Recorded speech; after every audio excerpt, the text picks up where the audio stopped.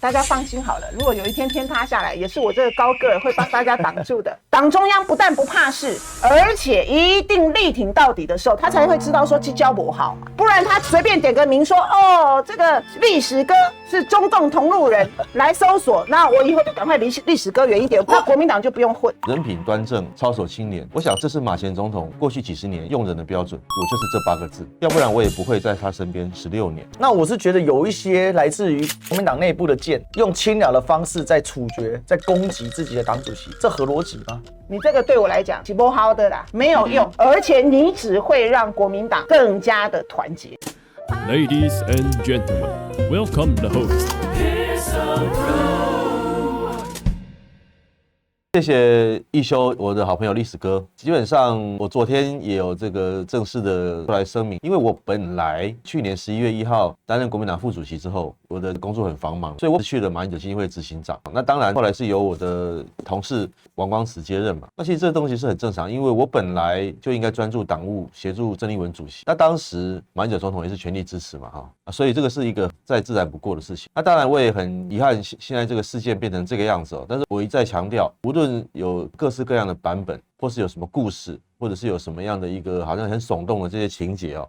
我都不会去回应，我也不该去回应，因为我已经离开马英九基金会了。所以现在一切的说法要以马英九基金会的声明或者是说明为主。那我想，身为马英九基金会的之前的成员，我绝对支持马英九基金会未来的运作。我也非常的感谢马英九前总统，他给了我这个机会，能够从国民党开始16年的时间能够陪伴在他身边。当然，我2016卸任之后，我短暂离开了，我也这个到了新北市政府服务，感谢朱立伦市长的栽培。然后后来2019年，马英九前总统找我回去马英九基金会当执行长，而且也愿意为了我悬了半年的时间，等我新北市政府卸任之后才到马英九基金会。所以这一切，我的一切都是马英九前总统的栽培。那做人要饮水思源。那我这个对马前总统永远都是感念感谢，所以我在呼吁是说，无论有什么版本，有什么故事，我觉得我也呼吁我们的记者朋友应该要去查证，因为我看到有一些故事有时候太过离奇。说实话啦，我昨天也讲了，没有什么事情是有这么值得这样子去关注的，因为我们还有更重要的事情嘛。你看台湾的能源问题，中东的战争还没有解决，这影响到全世界。还有赖清德总统在内政上有许多的问题，刘世芳去迫害那个陆配立委李珍秀，乃至于大法官根本就还在停摆，所以我觉得这个事情都很严重，都很需要我们关注。所以我们应该要向前走，向前看，我们应该关注的是下一个更重要的话题，而不是停留在一个已经完成的人事案。我认为所有服务过马前总统的，后来离开的这些我们的前同事或者是我们的阁员，或者是像我们在马总统身边的人，都是经得起这8个字的检验：人品端正，操守清廉。所以我想纷纷扰扰应该要告一段落。这种连续剧般的剧情每天都有不同的版本，我觉得也应该要画下休止符，大家一起向前看。因为中华民国我们有太多的重要事情要讨论。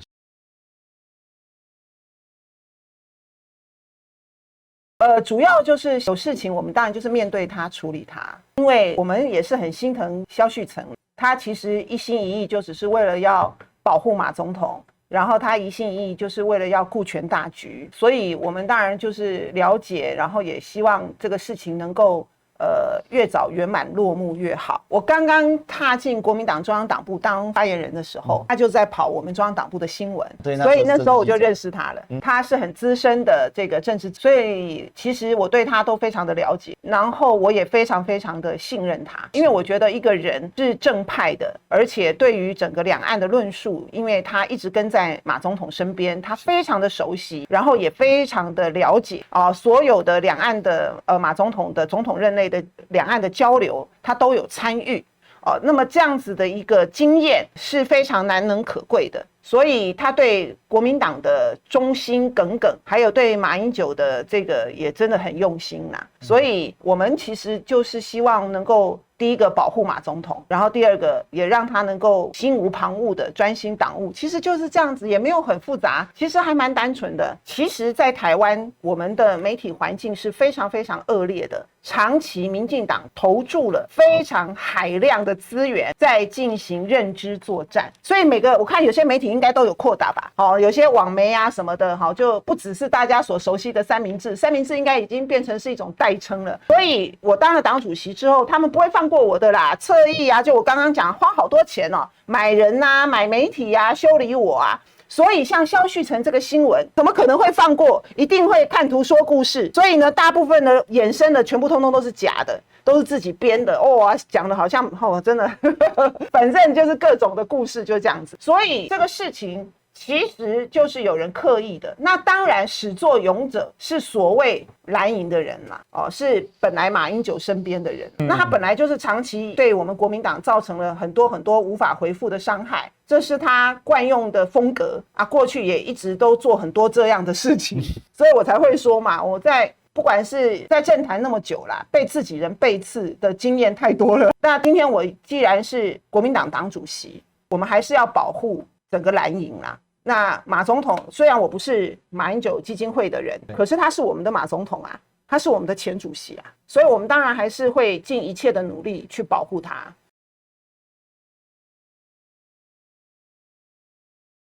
其实我跟各位报告，我觉得国民党比起过去真的很团结。那这个原因当然就是因为民进党的过度的打压跟恶劣的行径，让国民党的人都有很大的觉悟，就是我们必须要团结，我们必须要下架民进党。不是只有国民党而已，蓝白也是如此。你看他们多么会见缝插针啊！所以这个就是一个司马昭之心，路人皆知，所以我不会中计啦。但是因为长期以来大家都觉得国民党很不团结，是，然后因为24年蓝白合破局的失败经验，也让大家觉得如同惊弓之鸟，好像随时蓝白都会有裂痕，都会破局。那我当然就要花更多的力气稳住军心，让大家了解，其实国民党我觉得很团结，还有蓝白合，我一而再再而三跟大家报告，就是沟通顺畅，合作无间。我们也只能这样子一直不断的讲，所以我是挺稳的啦，老神在啦。然后对于这种事情，我其实也是看多了。我觉得我作为一个党主席，是，我不要被他们影响，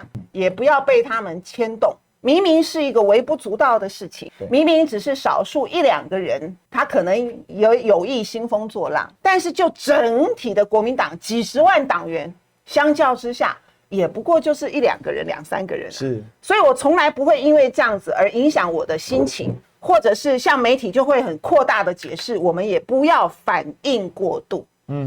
所以我们不能够辜负大家的期待，要把真正该做的事情做好。这些人当然就是很恶劣嘛，所以你说他们从来有把国民党的死活当回事吗？他们真的有在乎过马总统的点点点吗？然后他们真的有在乎国家吗？他们真的有把台湾放在心上吗？从来没有。那难过的就是我们这种，你真的把这些事情放在心上的，你才会难过呀，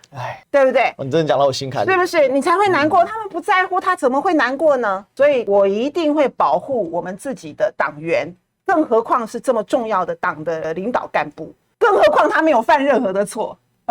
更何况他是用心的想要保护本党，保护马总统。那我们当然一定是力挺到底啊！这个事情很快就会翻篇了啦。你不能够让贼人或者是有心人士得逞，所以大家放心好了。对于想要来伤害国民党的人，他发现我们中央党部就是铁板一块，我绝对不会因为你们这样而自己内部动摇。那久而久之，你就可以看得清。所以这就是为什么当主席要有担当。我一直跟大家讲，请大家放心，我的抗压力比你们想象中的还要更大。如果只要有一个人被搜索，一个被起诉，国民党就赶快切割，那我们就真的不用混了。所以一定要让民进党所有这些卑劣的手段，让大家看清楚民进党的嘴脸，而且让它无效。我不但要让它无效，我甚至于还要变成反作用力啊！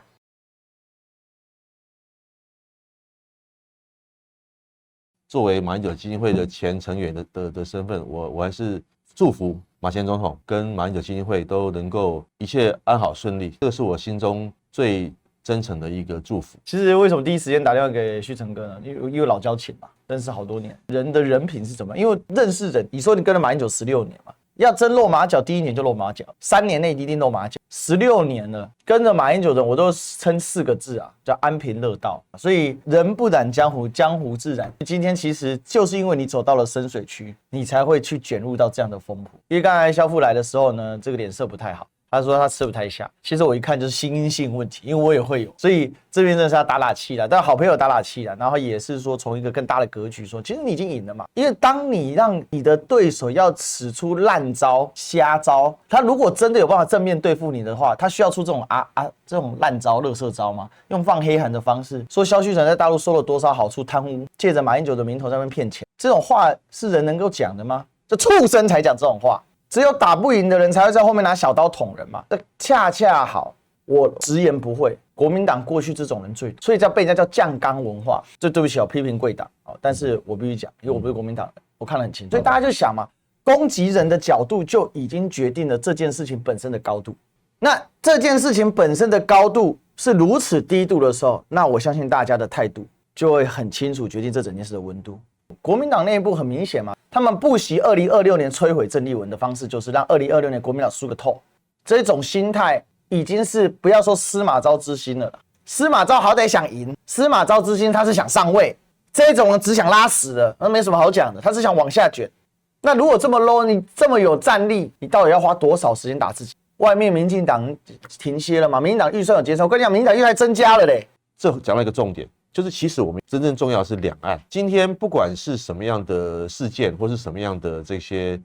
冲突，我觉得都不能够影响到国民党也好，或是我们认同两岸交流的这一方的朋友也好，努力推动两岸和平、两岸交流的努力，我觉得不会受到任何因素、任何的干扰。我们就是坚定要推动两岸交流、两岸和平，这也是郑丽文主席上任之后他念之在之的一个信念。我想国民党是有别于民进党，最大不同是国民党是有能力处理两岸关系的政党，民进党是只有破坏两岸关系，而且是挑动战争，把人民带向战争边缘，把人民推向悬崖的政党。国民党是努力贯彻两岸交流，让两岸的各项的产业啦、各项的这些领域能够加强的认识彼此，化解敌意，增强互信的一个政党。所以我觉得这个东西，我一直说国民党不需要两岸辩论，因为国民党的两岸政策是一贯的，除非你去修改党章，除非你去修改政纲。所以那种挑拨郑丽文跟谁，或者马英九切割郑丽文，这种都是下三滥的一些俄语，不值得一驳。最重要的是，我们还是要回归。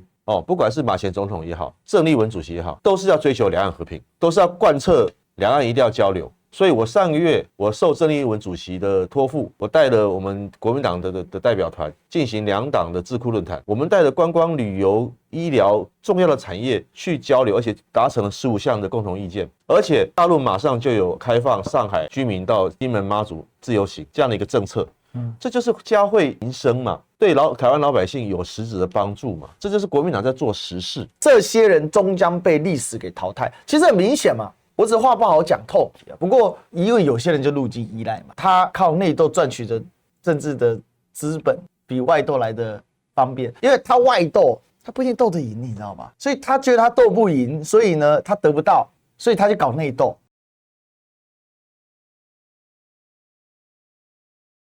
所谓的马金体制，其实金可能影响力还在马之上嘛，再加上它外有一周刊，外有黎智英的协助，现在没了一周刊，没了黎智英，他竟然也可以跟裴伟、跟镜周刊也可以勾在一块他有这方面的能耐啦。他最厉害的就是说，他制造了一个假象例如他会告诉人家他是满清皇族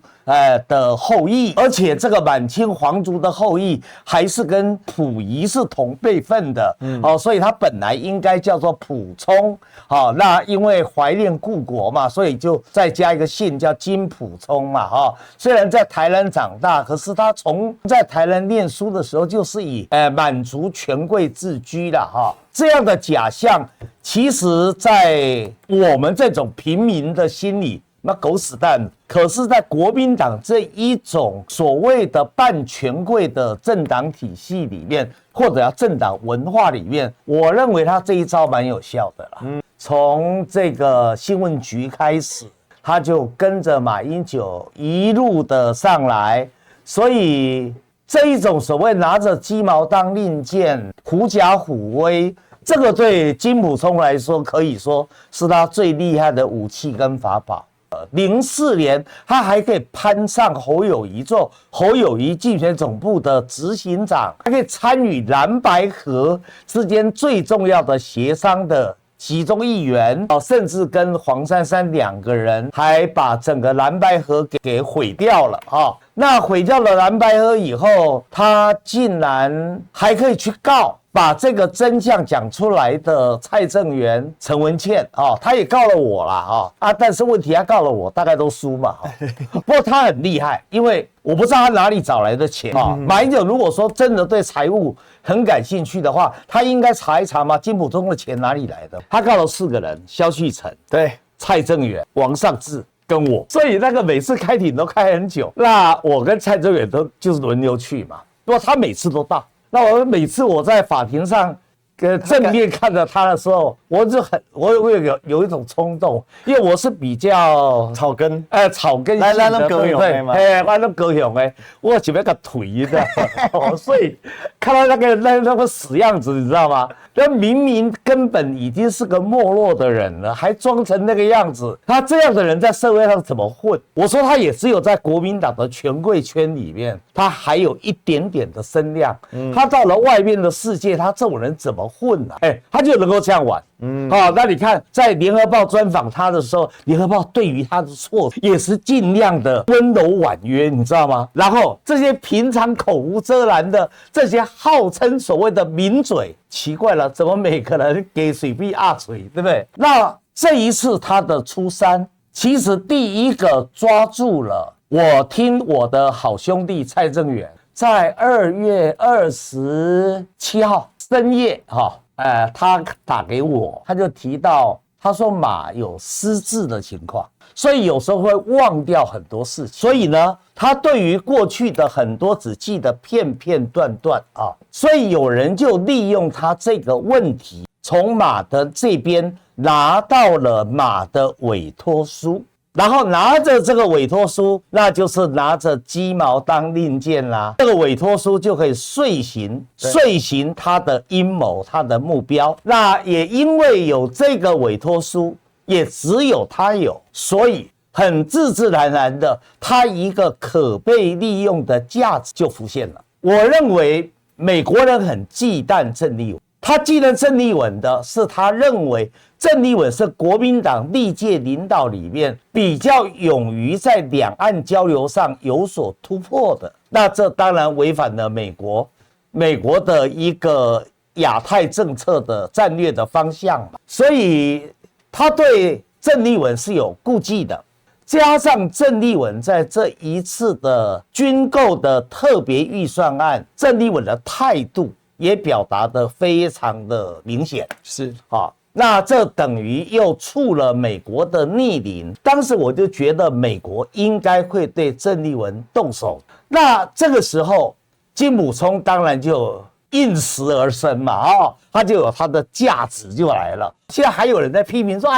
郑丽文不懂分寸，怎么去淌这个浑水？这个不是淌这个浑水，这个浑水本来就是为郑丽文而准备的。萧巨成只是要把郑丽文抓到这个浑水里面去的工具，那一把枪而已嘛，对不对？它只是舞剑的项庄而已嘛。是真正的目标就是郑丽文，而郑丽文毁掉郑丽文的目的是什么？第一个，把两岸交流毁，国民党再回到以前保守的窠臼里面。是，所以国民党就还会再反对